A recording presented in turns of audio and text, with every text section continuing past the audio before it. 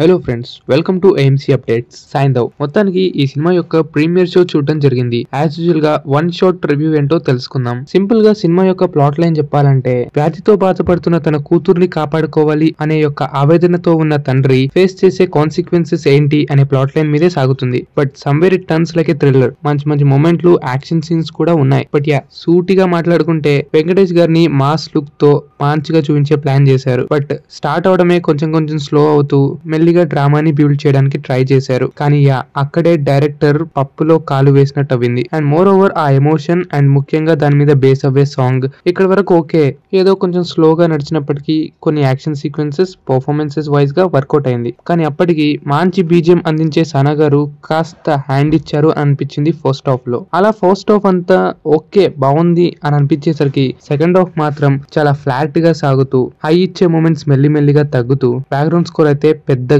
Fail అయ్యింది అని చెప్పాలి.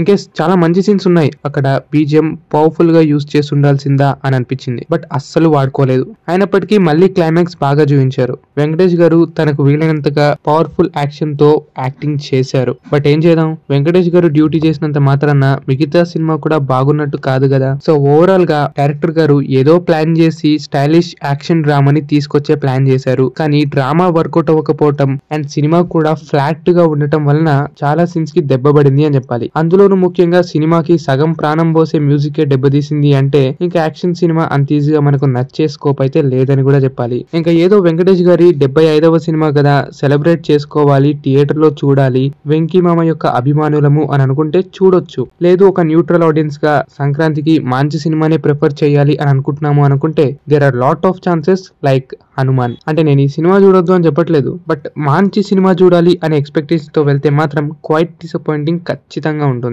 ఇంకా ఫైనల్ గా నాకున్న అవగాహన బట్టి ఈ సినిమాకి నేను ఇచ్చే రేటింగ్ 2.75 అవుట్ ఆఫ్ 5. ఇంకా మీరు సినిమా చూస్తుంటే మీకు ఎలా అనిపించింది అనేది కామెంట్ చేయండి. సో మరెన్నో సింగిల్ షాట్ రివ్యూస్ తో కలుసుకుందాం. See you soon again.